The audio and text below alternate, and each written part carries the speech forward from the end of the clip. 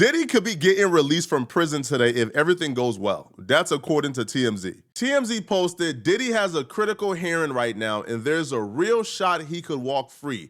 And here's exactly why. Diddy's attorneys and the state is back in court today making oral arguments. Diddy's attorney is arguing that the sentence that Diddy got, A, is unconstitutional and just flat out wrong. They're claiming nobody in the history of what Diddy has gotten convicted of has gotten a sentence as harsh as Diddy got it. And when the judge gave the sentence to Diddy, the contributing factor to why they gave Diddy as long of a sentence that he got for violating the Mann Act is they said that Diddy forced these women into doing these things and coerced these women into doing these things. The problem with that is if Diddy forced them and coerced them into doing these things and violating the Mann Act, then that would be trafficking. Diddy was found not guilty of trafficking.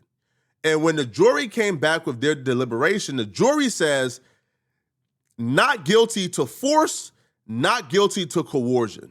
But it did find Diddy guilty of transporting, right, like egg workers, okay? So his attorney is saying if the jury is saying that Diddy didn't force these women nor coerce these women, why would the judge then sentence Diddy to a sentence this long that's really unusual based on the factors that he believed that Diddy forced and coerced these women? If he forced and coerced them, it'll be trafficking. Now, a lot of people who is analyzing this and giving their opinion on this is saying Diddy has a really good argument to get out of jail early, maybe today. There is a good chance that Diddy could be eating dinner at his home tonight, a free man. And that's because an appeals court is now hearing the review of the trial in which Diddy was convicted of violating the Mann Act. And his defense lawyers are making two arguments that could sway these judges and make them overturn the conviction. Let me explain both. So the first is that the defense says that the violation of the Mann Act is to prohibit the transportation of prostitutes across state lines, and it's typically for commercial purposes. That's where they've used it before. In this case, the defense is saying this is nothing more than kinky porn, and kinky porn is protected by the First Amendment. Now, that may sound crazy, but I'm going to read you something from their brief. Listen to this. They say, freak-offs and hotel nights were highly choreographed sexual performances involving the use of costumes, role play, and staged lighting, which were filmed so Combs and his girlfriends could watch this amateur pornography later. Pornography production and viewing of this sort is protected by the First Amendment and thus cannot constitutionally be prosecuted. So what they're saying is, look, if you want to use the Mann Act to prosecute people who are moving prostitutes across state lines for commercial transactions, which again is what it's usually used for, that's one thing. But here, there's no commercial purpose. Diddy lost money. He ended up paying the prostitutes. The films were never distributed to anybody. The defense is saying it was for his pleasure and the pleasure of people who may have been participating. This reminds me of that meme where they said sex work is illegal until you put a camera in front of it. So Diddy, I guess, was trying to find a loophole where he was filming these things so he could say this is, like this is corn and not, that. But I don't think that's going to hold up in court at all because these tapes were never released. This was for pure self-gratification. He never sold these tapes. He never distributed these tapes.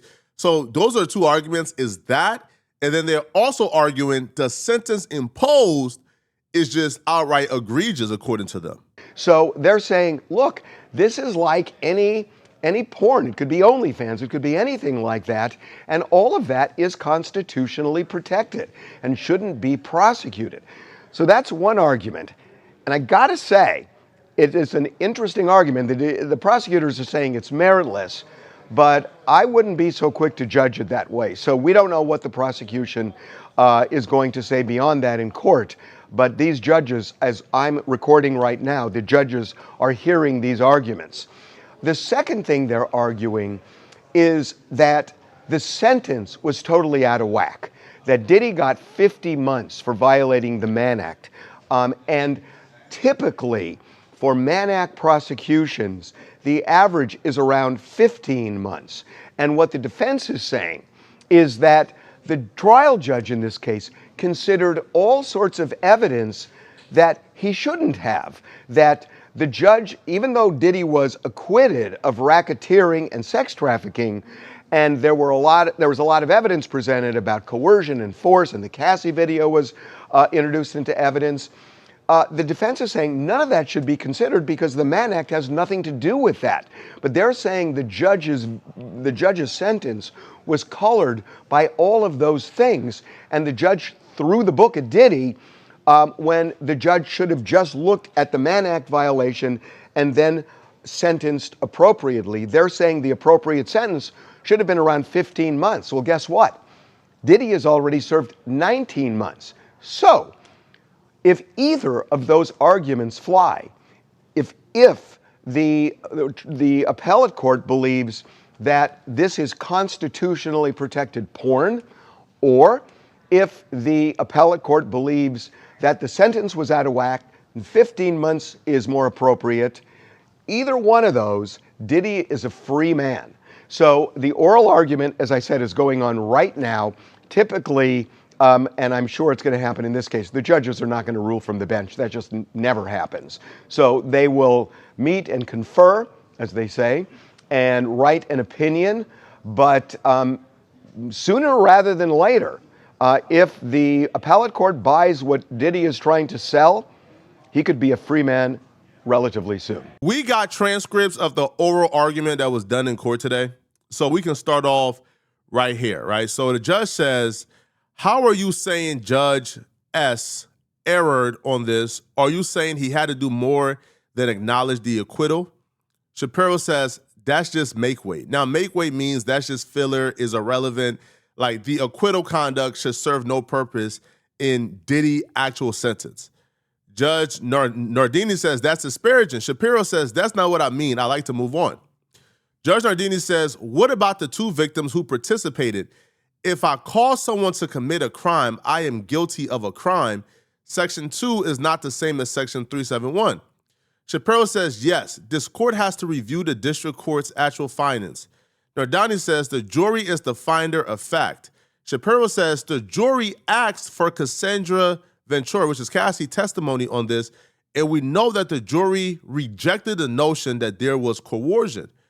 Judge Nardini says, but you argue Combs did not intend under Mann Act. Judge Nardini says, you are implying that the jury disbelieved everything Ventura says. But what are you really arguing is that the government was mixing and matching, right? Shapiro says, acquitted conduct can only be used if it is also convicted conduct. Judge Nardini says, he arranged for escorts to travel to the hotel. What happened there was what he intended. It wasn't just for an attractive scene, and act was just something that happened, but he showed the video. It showed his intent. Shapiro says that's not enough. The judge says, was the RICO evidence presented to the jury to convict on the Mann Act? Shapiro says yes. Judge says, are you arguing that his acquitted conduct, coercion, fraud cannot be considered in sentencing at all? Shapiro says they are not even relevant. Nardini says, well, your brief caricatures the district court use of the acquitted conduct. Nardini also says at trial, the defense argued that he never intended that the specified conduct occurred after state lines were crossed. But on a plane, he showed a woman a video of prior incidents where it happened. That's proof. Shapiro says our defense focused on coercion. The judge says the mere fact that you were acquitted doesn't take it off the table insofar that the conduct is also convicted conduct. That can't be. Shapiro says there are going to be cases closer than this one. I sat through this trial for 8 weeks. They focused on RICO.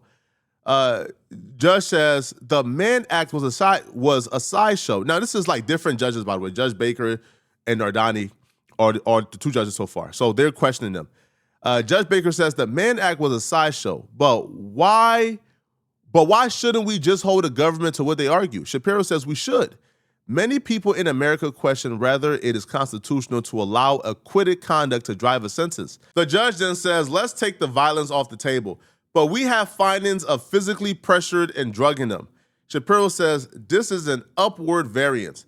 Baker says, the guidelines are just that, only guidelines. 2 women were plied with drugs. 1 became an addict. Shapiro says, this was the highest sentence for any person in this criminal history category. Our principal argument is that the term victim should be interpreted with its plain meaning. Judge says, thank you, stick around for a rebuttal. Now, I'll be real, so far, it was looking really shaky for Diddy's defense.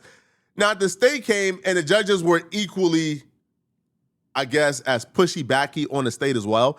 So it looks like their job is to kind of like challenge the argument and then hear both sides. So it's unclear, man. I don't know. I'm not a legal expert. I do think it's kind of effed up if they acquitted him of the conduct, but yet you use the conduct to give him more time, right? I do think that's pretty effed up. But I'm not a legal expert. I don't know what's going to happen today. Then they bring up a case that they're citing and everything, and it's Vaughn and Johnson, which is in her 100-page brief. But basically, the judge wanted to go into the fact that, and he read from Judge Subramanian's the transcript when he was going through the sentencing, saying, you know, he did consider some overlapping conduct, and that should be allowed overlapping conduct. So there's a difference here between acquitted conduct and overlapping conduct. And, you know, at the heart of it as well, I'll just sort of skip around a little bit. The government, Christy Slavic, when she got up there, she said, you know, this isn't actually acquitted conduct. This is admitted conduct. You know, we're talking about a guy who said he admitted to, you know, giving drugs to these women, which I guess would be coercion, plying them with drugs was the term used, and beating them, whatever. And then Shapiro said, no, that's not actually admitted conduct. That's not what happened. He never admitted to, quote, plying them with drugs. What he admitted to was, you know, domestic violence. And it was Judge Baker who was sort of trying to lay it out for Shapiro, saying, okay, so what you're saying is Judge Subramanian, when he was sentencing Mr. Combs, he was sort of mixing and matching some of the acquitted conduct under some of these elements. And she said, yes, that's what he was doing.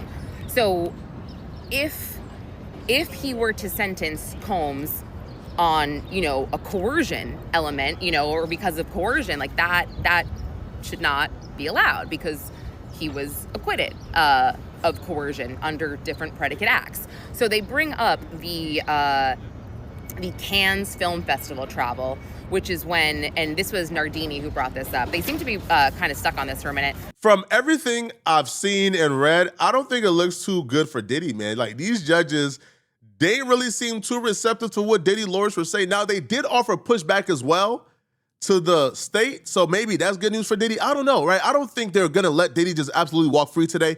I think best case scenario, they would probably, I don't know, give Diddy, maybe, I don't know, man. Probably what? Diddy did 2 years already, plus the 19 months he's been in jail for. I don't know. Probably, Diddy got arrested in 2024, right? So he's been in jail for 19 months total. So I don't know, maybe Diddy get reduced to let's say 24 months and he gets out in 6 months.